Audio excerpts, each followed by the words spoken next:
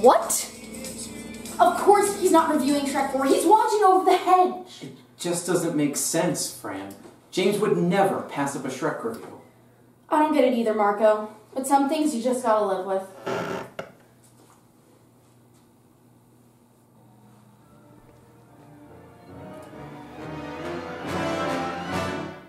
Okay, fine, I'll review Shrek 4. Funding for Schafer Illis is provided by Skillshare. Tune in until the end to find out how you can try Skillshare absolutely free. Now that's what I call the deal of a lifetime. I'll tell you more later.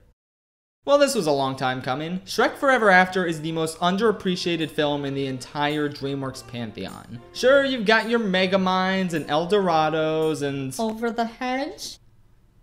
Yeah. Even Hedge. But those have dedicated fandoms and a ton of memes to their name. They are enduring cult classics to be sure. But Shrek 4? Nobody is talking about or memeing this movie. Everyone sees it as a mediocre or bad conclusion to the series, probably because Shrek the Third tainted the entire franchise in the eyes of many. Seriously, it's all Shrek the Third's fault. If this movie didn't exist and we just had a trilogy on our hands, then people would probably at least consider this a serviceable conclusion, like Kung Fu Panda 3 or How to Train Your Dragon 3. But no, this piece of shit ruined everything. Ugh.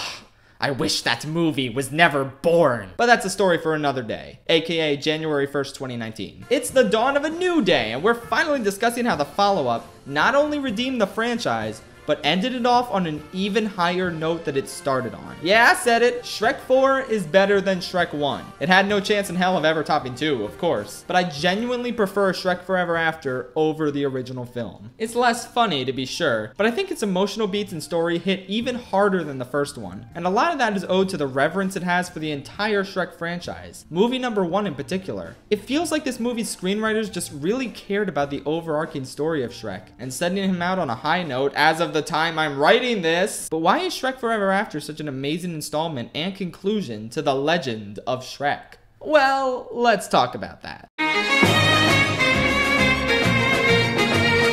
So it's no secret that Shrek, for the longest time, was DreamWorks' golden goose. The numbers don't lie. The top 4 highest grossing DreamWorks movies in the US are the 4 Shrek films. Puss in Boots didn't do nearly as well, in case you're curious. And these numbers hold up with the worldwide box office as well, with the notable exception of the first movie being not quite as successful as its sequels. So the Shrek sequels made a ton of money in spite of a significant dip between 2 and 3, and an ever so slight dip from 3 and 4. Logic dictates that DreamWorks keep going, releasing more and more Shrek movies until the sun blows up. Lord knows that's what Blue Sky's been doing. Who the f asked for 5 Ice Age movies? But they actually stopped Shrek here. They even canceled a planned 5th film for the sake of ending the story on what they thought was the perfect way to conclude. Jeffrey Katzenberg himself made this decision, which is weirdly out of character for him if we're being honest. But lo and behold, the story ended here until DreamWorks went bankrupt, got sold, and now Illumination is rebooting Shrek. That's nice. Maybe if they made a Shrek 5, they wouldn't be in this situation. It's a possibility. But the thing about DreamWorks is that no matter how many subpar movies they may have made during the 2000s, you can't deny that they care about the artistic integrity of their franchises. They can make a terrible one-off movie here or there and some shorts or whatever, but when they get an idea with a ton of merit behind it, they put their damnest into developing that story further with each new installment. Kung Fu Panda is a continuous narrative that flows perfectly from one movie to the next. How to Train Your Dragon is a continuous narrative from one movie to the next. Madagascar, as utterly bonkers and not really that good as it is, still tells a continuous story that progresses from one movie to the next. Do you think Illumination cares about artistic integrity and ongoing narratives?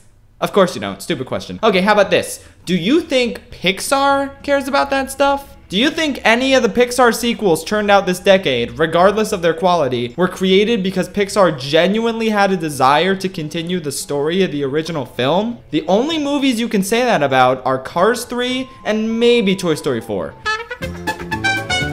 I mean, they keep insisting it was a story-driven decision to make that movie, but I'm sure Disney was salivating at the thought of a new Toy Story for the sake of merch, so let's give them half a point for that. Everything else, don't make me laugh. Pixar makes sequels for money. Illumination makes sequels for money. DreamWorks makes sequels for art.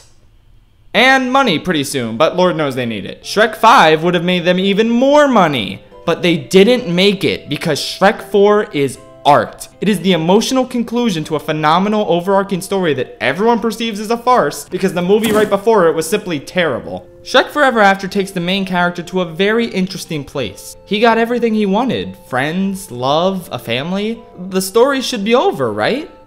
Well, no. Assuming a character can just settle down and have a happily ever after is kinda silly. Ideally, that's what you want for a character, but they're not gonna be happy every day from then on. Settling down and building a life with someone can sometimes make you long for the life you left behind. Even if you love your new life, it can get exhausting. I think the basic premise for this movie is immensely relatable and makes for an interesting character study for Shrek. See, Shrek was alone so long, he didn't even know that he was lonely. All he'd ever known was how to hold his own, but now he wants to hold Fiona too, and his children, and Donkey. These are some pretty big changes in Shrek's life, and having all of this happen in such a short amount of time could be overwhelming and stressful. I also think the pointlessness of Shrek the Third plays into this to a degree as well. Shrek learns practically nothing about being a father by the end of that movie, so you can't expect him to be good at it now. It's understandable that he'd want to briefly return to a time before he was thrust into all these new roles. That of a best friend, a husband, a father. All concepts completely foreign to Shrek before Lord Farquaad dumped those fairy tale creatures on the swamp. Back when the world made sense. I think It's a Wonderful Life meets Shrek is a surprisingly natural combo as a result. I mean, Shrek is already about magic and stuff anyway, so a magical contract that makes him lose his current life? Sure, sounds good to me. It's not like he's cheating on his wife. He's just gonna sign a magic contract to do ogre hijinks, then come back like he never left. Easy peasy, right? But I should probably address a certain scene that some people find controversial. So I'm just gonna come out and say it. Do the Roar is funny as shit. Do the roar. Okay. Not only is it clearly an intentional homage to the 2005 DreamWorks animation classic Madagascar, but yeah, honestly, it just kind of cracks me up. Not sure what else there is to say. Oh, also the scene where Shrek yells at Fiona is fine. At first glance, yeah, what he says is jarringly nasty. You mean back before you rescued me from the Dragon's Keep?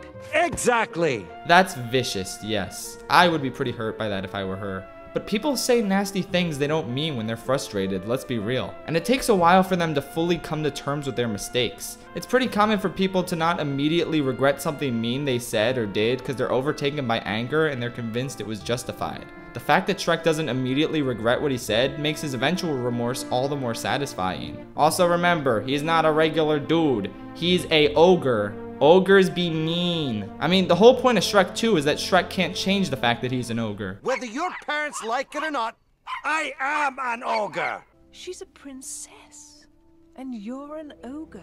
She's a princess and I'm An ogre. yeah, an ogre. So here in Shrek 4, when he says this, I'm an ogre, and I'm not gonna apologize for acting like one. you can see how it falls in line with the Shrek we know. He's not gonna be perfect at being nice and thoughtful. This is new territory for him. Good lord, his dad tried to eat him. I wouldn't exactly call him an expert at this whole love and affection thing. It's fine that he needs some room to grow. Overall, this is the perfect direction to take Shrek's character arc. He learned to love himself and open his heart up to others in the first two movies. He learned how to I guess give a speech to a bunch of evil villains and turn them good. That really helped him prepare for fatherhood. And now he gets to learn the value of loving what he has, and that love and connection is the ultimate source of fulfillment in a person's life. So I think Shrek's journey throughout the movie is very interesting. But he's not the only beloved ogre character with an incredibly compelling journey in this film. Let's talk about Cookie. Wait, what's this? That's my chimichanga stand. Cookie, you silly head. You shouldn't be worrying about chimichangas when there's a ruthless dictator plotting to enslave and or exterminate your entire race. Okay, let's talk about Fiora now. Nuclear take for y'all, coming right up. Fiona is the best she's ever been in the entire franchise within this movie. Really think about it. Her story relevance has been on a gradual decline as these movies went along. She's an essential character in the first film, and there's a fairly decent chunk of depth to her there. Even though she needs to be saved by Shora and Donkold, she's still capable of beating the shit out of Organization Tight Pants, and she's insecure about her whole ogre curse. But don't cry, Fiona. Don't you know that Shrek likes 'em big? He likes him plumpy. In the end, she learns to love herself for who she is and accept her ogre form. Body positivity. It ain't no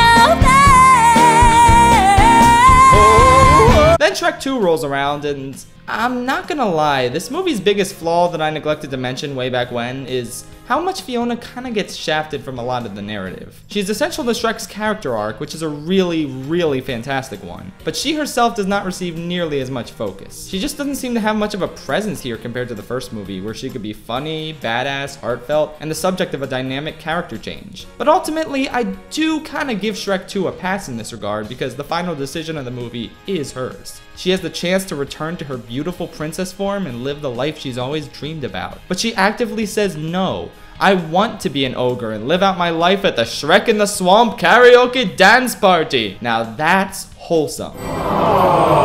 Shrek the Third is an embarrassment to nature. Fiona has no purpose to this story at all. She's just baby mama. She gets nothing. She loses. Or rather, we, the audience, lose. Good day, sir. This movie signified a shift in focus from the beautiful, unlikely romance that was at the heart of the first two movies to stupid garbage with no coherent messages or emotion. Shrek Forever After comes in and says, hey, let's make Fiona like a vital part of the story again. And so she is. A ton of the narrative revolves around her for the first time since the first movie, though they do something neat by inverting her story arc. Instead of being a princess by day who's ashamed of being an ogre at night, she embraces her warrior ogre side and hides the fact that she becomes a princess during the day. Nobody rescued her in this timeline, and it really got to her emotionally and psychologically. She lets Shrek know through no uncertain terms how brutal it was to live in that tower all these years, which is something we didn't really touch on in the first movie. Here it's like, oh shit, the Shrek movie is dark. Did you live all alone in a miserable tower?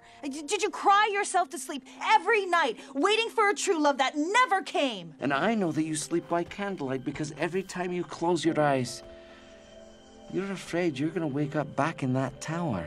Wow, yeah, I can see how she became a jaded warrior who rejects this whole princess nonsense. This is just tragic. And again, Shrek 1 kind of glossed over a lot of this. Oh, wait a minute! Shrek the Musical covered her time in the tower in a comedy song, because this musical is a complete joke! Also, they make fun of her being bipolar, and then they proceed to rhyme that verse with, I'm a very gifted bowler.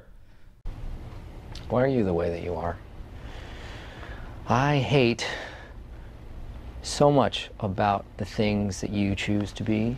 Okay, back to good Shrek product. Fiona has had it rough in this universe. Not only did she have all this tower shit to go through, but after rescuing herself, she finds out that her parents were Thanos, a tyrannical elf baby man rules the land, and the remaining ogres will be hunted down and defeated. Well, shit. I'd want revenge for my parents and ogre kind. Hell yeah, I'd organize a revolution, why not? Forget all this happily ever after and Prince Charming nonsense. Oh yeah, real quick, before you say Prince Charming would have saved her in a world where Shrek didn't exist, nah.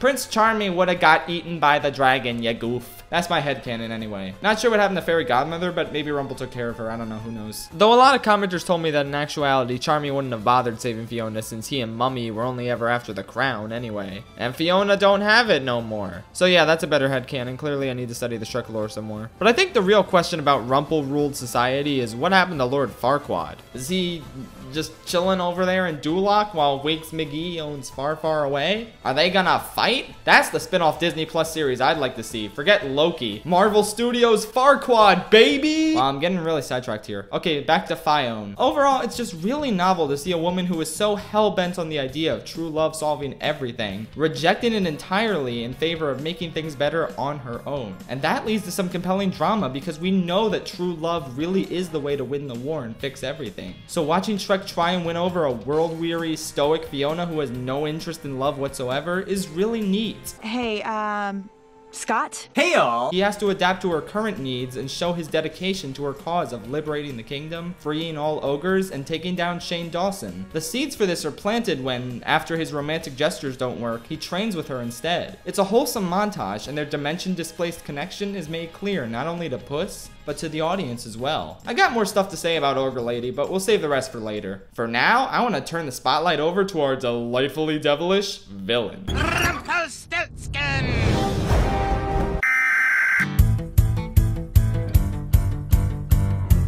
Imagine thinking Prince Charming isn't the worst villain in the series. This post was made by the Rumpelstiltskin gang.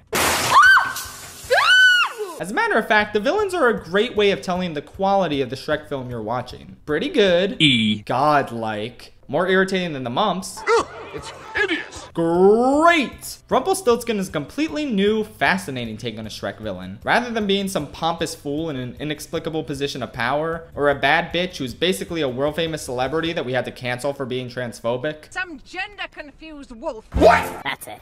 She's going down. Rumpel is a societal reject. No one likes him. He's a sleazy little bugger, but at the same time, he's just so fun to watch. And funny. I mean, come on. Well, how about the day I met Donkey? Now there's a day I'd like to take back. I don't know who that is. I love his design, I love his wigs, I love his voice. You know that one name you see in the opening credits of a ton of SpongeBob episodes?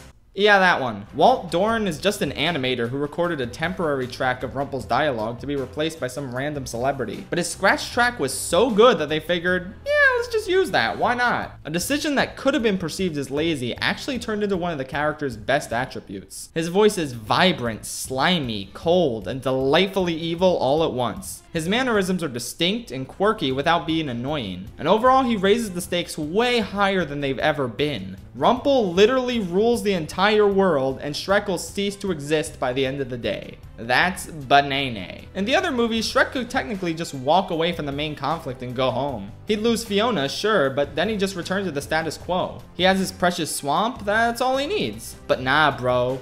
In this movie, there is no swamp. The entire world has been thrown into decay, and the fate of everyone and everything hangs in the balance. Not just Shrek's love life. This guy did what no other villain in the Shrek series ever managed to do. He won. He outsmarted the good guys and took charge of the entire kingdom. Yeah, Charming did that too, but it lasted like 15 minutes, so whatever, who cares? Not only does Rumpel keep the stakes consistently high throughout the entire film, but he manages to be quirky and fun the whole time. You want to hate the sniveling twerp, but at the same time, it's like, good for him. He earned that victory. I mean, look at this scene towards the end. Shrek turns himself in to get any wish he desires, and he wishes for the freedom of all ogres. Poof, they free. But uh-oh, it didn't work for Fiona. You agreed to free all ogres. Oh, yeah.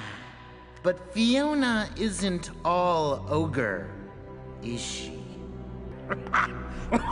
Nobody's smart but me! Couldn't have said it better myself. I'm not even sure what else I can say about this guy. He's just a great villain, and I don't understand why people dislike him. Is it because he looks nothing like how he did in Shrek the Third? Say it with me now, kids. This movie is not canon. Thank you. Namaste. I guess that's all I have to say about Mumble Wiltflynn. I can talk about this little bounty hunter buddy for a second here. The Pied Piper. Holy shit, the imagination here is off the chain. He's a flute-tootin' bounty hunter who captures people by forcing them to dance with his magical melodic music. And he lifts your socks up for you. That's an amazing concept. 4 words you will never hear about Shrek the Third. The Pied Piper sequence is so entertaining and fun, and if you really want to complain that he appeared in Shrek 1 and therefore it's a continuity error, may I remind you that he was probably some other guy with a magic flute. Use your imagination. Anyway, I love the way the villains in this movie are framed, with their kooky mania being a perfect complement to the overall dark tone.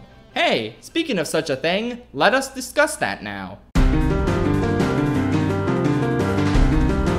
Oh, were you expecting the humor or music section of the video? That's nice. Now let's go. This is the alternate dimension where humor and music were never born. I'll be the first to admit that this movie is not as funny as Shrek 1 or 2. Not that its jokes generally don't land, they're mostly solid, though there are a couple clunkers here and there. You've got a friend. What the hell is that? It's more so the fact that this movie chooses not to attempt jokes all that often. It prioritizes its dark tone above all else. And as one of those weirdos who genuinely cares about the emotional and personal impact of a Shrek movie's story and character development, I love it. It's easy to simply write this off as a comedic franchise with sprinkles of drama on top, but I don't think that's what Shrek is at all. That's how I describe Madagascar, which prioritizes its comedy above all else without really considering story at all. But Shrek, much like Kung Fu Panda, has always felt like a comedy drama franchise to me. And for the final installment to be much darker and take itself a lot more seriously than you'd expect for this series, I really admire that. It ups those stakes I talked about earlier. This shouldn't be a farty farce. You know why? Because Shrek's gonna die! It's awesome. Take a look at this scene from the beginning of the movie before Shrek signs his life away. The party scene is a perfect summation of what the Shrek franchise has become after a certain movie whose name won't be mentioned in this household. Loud, annoying, babyish, watered down and neutered beyond all belief. The fact that it takes place at what used to be the seedy and dark Poison Apple really drives it all home. It irritates me just as much as it irritates Shrek. Except do the roar kid, he's funny. I shouldn't.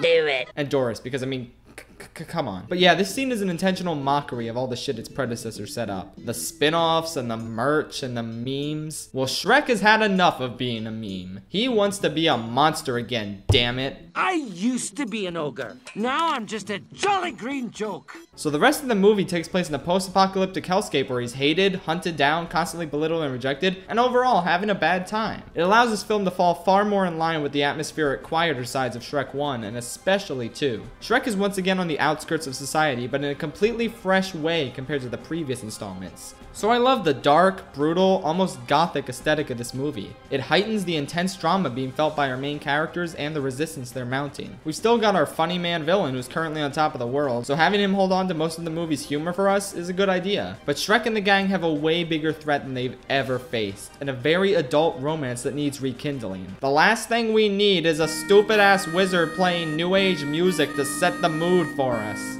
Just thought I might help set the mood.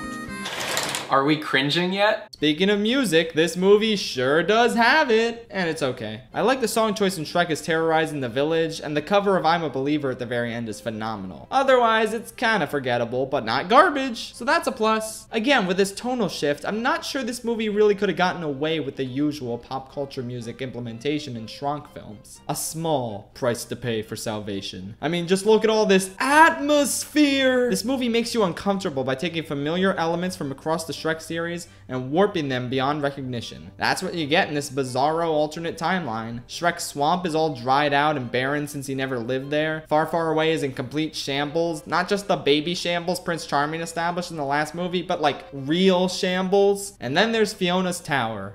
No lava, no dragon. Just completely abandoned and decaying. It's like, oh shit. I guess things really are screwed, huh? Gingy has gone off the deep end. Donkey is really scruffy looking and downtrodden since he was basically sold into slavery. Puss was clearly the inspiration for Fat Thor, though I think this movie handles that plotline way better than in-game did personally. Oh, and you know what? Hearing Donkey light up when Shrek tells him he's a Dada in the other dimension is just the most wholesome thing I've ever heard. And you have little mutant donkey dragon babies.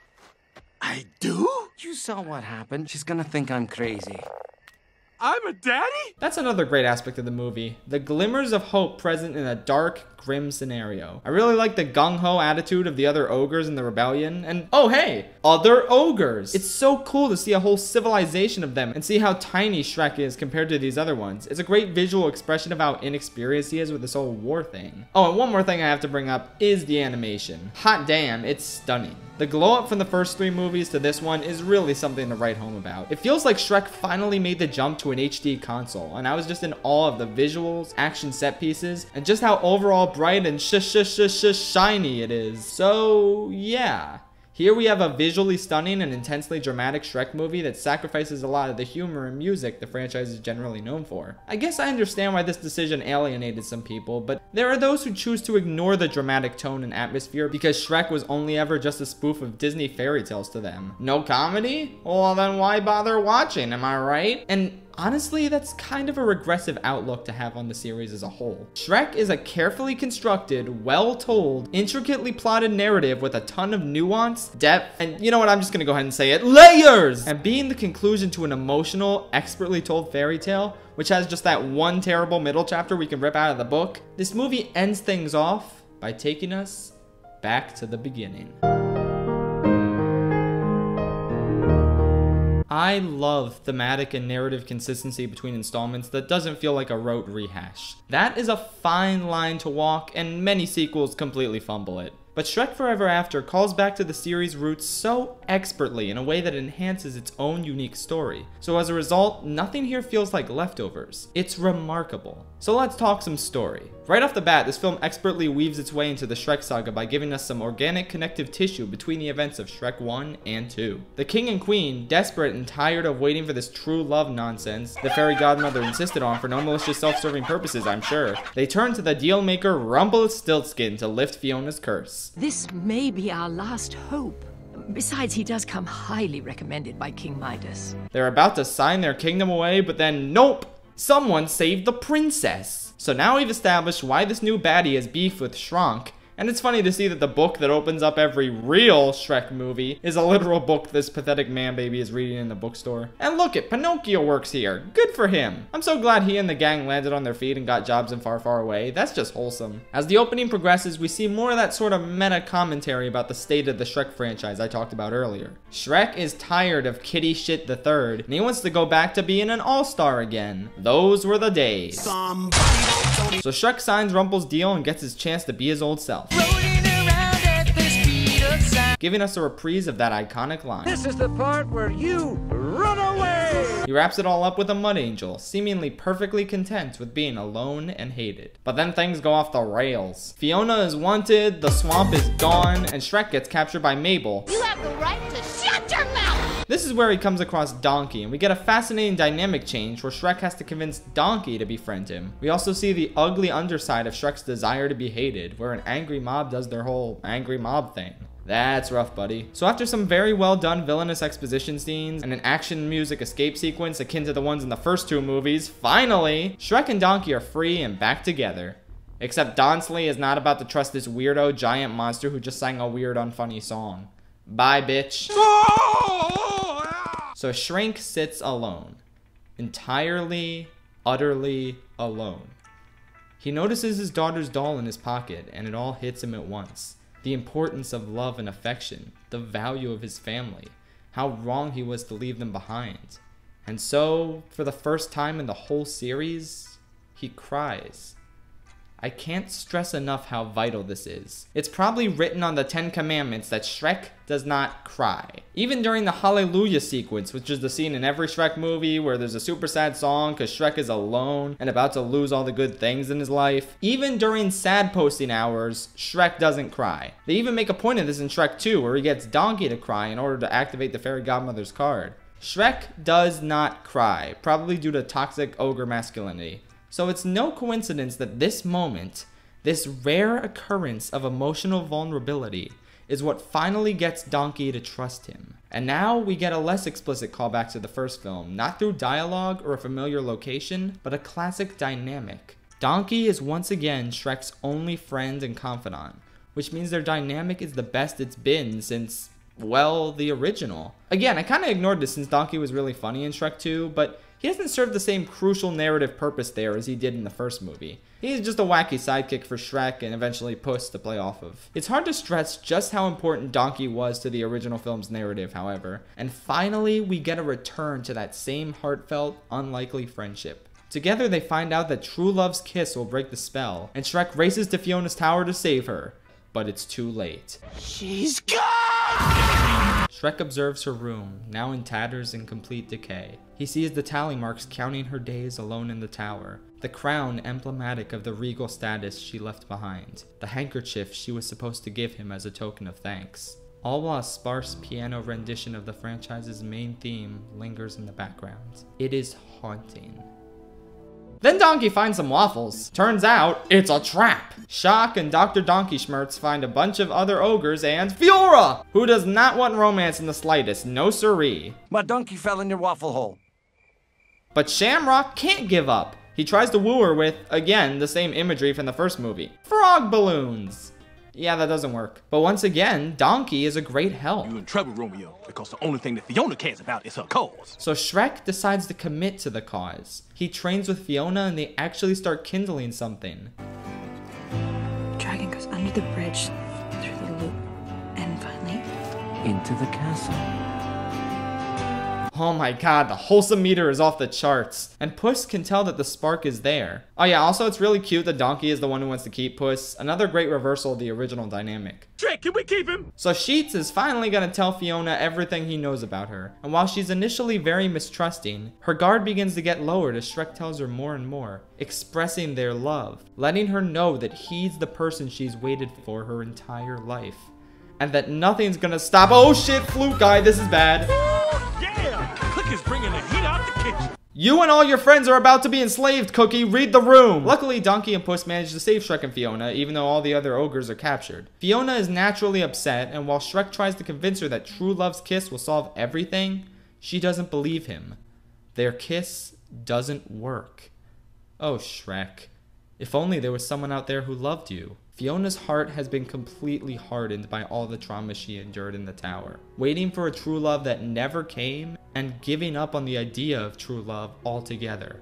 Look at this absolutely brilliant exchange. Don't you get it? It's all just a big fairy tale. Fiona, don't say that. It does exist. Think about who's saying what right here. If this were Shrek 1, Fiona would be the one insisting on the power of true love, while Shrek would dismiss the notion outright. He literally wipes his ass with this notion. But this scene, which paints a picture of a woman jaded by the harsh reality of the world, and a man who's grown to understand the true kind of love, is downright incredible and speaks to the changes both of these characters have gone through. I mean, damn, this is it, people. This is the rain scene from Megamind. This is the moment where everything the movie has carefully set up soars into an incredible, unflinchingly honest moment where we want to side with the guy who's tried to pour his heart out and express his love, but we perfectly understand why the woman won't give him a chance. You really want Shrek to change Fiona's heart, but you can't blame her for not trusting or believing him. She asks him where he was when she needed him, and while he could just say, well, I don't exist in this timeline, then he'd have to get into the ugly truth of why this timeline even happened. He wished to be free of her for a day. He considered her a burden on his life,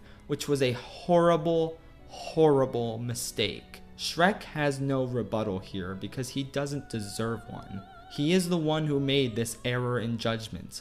This incorrect action is a result of his fallacy. It was his blunder. The occurrence was his slip. That was his miscalculation. The villain has managed to concoct a scenario where true love is practically impossible to bloom. Shrek has no choice but to give up on getting his life back. So much like Scott in the cinematic classic It's Awesome Baby, he instead moves on and tries to improve this universe since he can't return to his own one. Herein lies one of the most brilliant story beats of the film. Shrek turns himself into Rumple in order to get a wish, but he isn't here to get his life back. Instead, he wishes for the freedom of all the ogres. He saves Fiona's cause and keeps hope alive for this twisted universe. He has no real reason to. This isn't his universe, this isn't his Fiona. He'll be dead in a few hours anyway, what's the point? Rumple even kinda mocks him for this wish. I don't know, not much of a storybook ending. The noble Shrek turns himself in to save a bunch of filthy ogres. But a noble, happy ending doesn't matter to Shrek anymore. He chooses to accept the end of his old life and wish Fiona to safety, closing the door and returning home, but hopefully ensuring that she gets a happily ever after. Oh, god damn it! Yeah, like I said earlier, Fiona isn't all ogre, so she didn't count. Friggin' oof. And the imagery here while they're chained apart, coupled with the music while the villain laughs at them. This story is a fucking epic. Why am I the only one who sees that? But yeah, this is what finally causes Fiona to appreciate Shrek. He's put his own selfish needs before hers the entire movie. But now he's finally genuinely done something in service of her needs. Just like in Shrek 1 when he saved her from a sham of a marriage. Just like in Shrek 2 when he put everything on the line and changed who he was just to make her happy. Here, the story concludes with Shrek illustrating that he loves her so much that he's accepted his impending death just to keep the last spark of hope within her alive. That is remarkably powerful. And it leads to a sensational climax where the ogres bust Rumple's one remaining ball, Donkey and Dragon reenact that one scene from Endgame, Shrek and Fiona work together to chain Dragon up, and something chimichangas. We won! Everyone's excited! Except Shrek is dying. For realsies this time, not for fakesies like Ebola the movie. And so, Fiona says goodbye as Shrek accepts his fate. Grateful for the life he's already lived with Fiona, short as it may have been. There has to be something I can do. You've already done everything for me, Fiona. He thanks her for all the amazing things she's given him, their wonderful life, their beautiful family, and lets her know that one day, she'll have a family of her own in this now liberated world. And this is the last thing he says. You know what the best part of today was? I got the chance to fall in love with you all over again. What a perfect way of putting it. Because watching this engaging, heartfelt, well-written, incredibly powerful adventure unfold, I got the chance to fall in love with the Shrek franchise all over again. They share a kiss as Shrek disappears. But Fiona remains an ogre. True love's kiss was real all along. The world around Rumpelstiltskin crumbles, and we go back to reality. Oh, there goes gravity. We're back at the party where Shrek is finally reunited with his family, having grown to appreciate the life he has and the people who really made everything worthwhile. And then they drop the single best line in the entire series on us. You know, I always thought that I rescued you from the Dragon's Keep. You did? No. It was you that rescued me. Wow. So that concludes the story of Shrek, with a bonus rendition of I'm a Believer as the cherry on top of this delicious chimichanga. I don't know why the ogres are here since this is a different timeline, but whatever, it's a curtain call. Use your imagination. And then the credits, which showcase the most iconic moments throughout the entire franchise and also Shrek the Third scenes. It's just one big love letter to Shrek, and I absolutely adore it. So now the movie's over. Wow, what an incredible, witty, emotional, well-written masterpiece. I'm so glad it got the critical respect it deserved. Oops! Shrek Forever After is a true return to form for the series. This story takes the emotional strengths of the first two movies, retools them to fit into a unique, twisted setting, and tells a compelling, powerful story that gives an immense feeling of closure for the characters and narrative as a whole. But it feels like nobody agrees with me on this sentiment. Like, why are you booing me? I'm right. It's okay to not like this movie. It's fine if you come to Shrek for lighthearted comedy and this movie wasn't what you were looking for. But for the love of all things holy, stop calling this movie a simple cash grab. If it were a cash grab, it wouldn't have ended the series. Shrek the Third was a cash grab that tainted everyone's view of Shrek and made everyone think it was some stupid kiddie shit. This movie is the conclusion of a compelling story. It is not an Ice Age sequel. It is not a Despicable Mequel. It's an artistic achievement that may or may not work for you, but it wasn't conceived out of cynical laziness. Get that thought out of your head. And I know no one's gonna agree with me about that. I mean, people on Letterboxd don't even think it's better than Shrek the Third. 2.6 versus 2.5, huh? That stings. But unlike the trash pile that is Rotten Tomatoes, it's hard to argue with this site's rankings. I guess people really do hate this movie the most, and I'm alone on this one. I mean, I know opinions be opinions and all that, and everyone has their own, but I really thought other people had this opinion. I wasn't the only one, but maybe I am. If it's true what they say, if there's nothing to be done, no one else thinks this is great, let alone on par with one. Is it true what they say? Is this how the world is? To be told that this great film is worse than Boss Baby and Shark Tale. It'll always be like this. If it's true what they say, I'll be on my way. But who are they to say what the truth is anyway? 'Cause the ones who rank the films always say the fourth is bad. But that's really just because that dumb third one made them mad. And the ones who made this film are so proud of what they did. And it didn't go this hard just to get treated like shit. So I'm asking if it's true. I'm asking me, and you, and you, and you. I believe our ratings matter more than anything they say. We should all log into Letterboxd, give it good scores today. I believe this is the way. Also, give Shrek 3 a bad score, cause its number is too high. I believe this movie's awesome, and I'm not the only guy.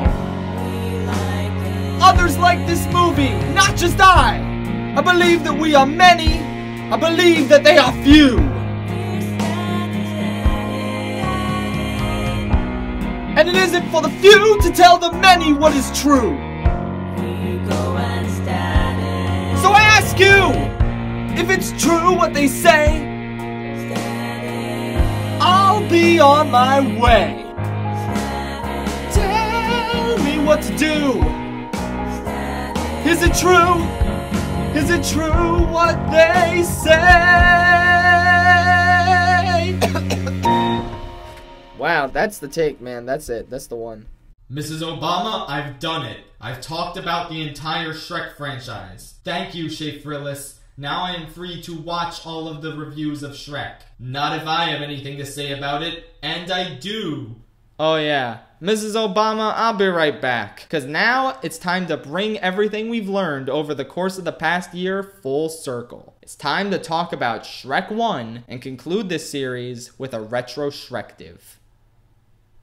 Also, I'll talk about the musical, I guess, sure. But before we get to that, I need to tell you about the deal of a lifetime. And it involves Skillshare, an online learning community with thousands of classes covering dozens of creative and entrepreneurial subjects. Premium membership gives you unlimited access, so you can join the classes and communities that are just right for you. Whether you want to fuel your curiosity, creativity, or even career, Skillshare is the perfect place to keep you learning and thriving. Oh great, you exclaim. Another service I have to pay for. Don't love your tone, but actually no. You can get Skillshare absolutely free for 2 months. You can watch so many classes and learn so many new skills in that time, all without paying anything. See what I mean when I say this is the deal of a lifetime? There is actually no downsides to signing up. And once those 2 months are over, you can go about your merry way or stick with Skillshare for a measly $10 a month. Well worth the amount of knowledge it provides. For instance, right now I'm watching Jake Bartlett's Animating with Ease in After Effects class. A perfect set of lessons for any aspiring animators. It's helping me get a better grip on After Effects than any other lessons I've watched. If all this sounds good, click the link in the description to get your free trial of Skillshare today.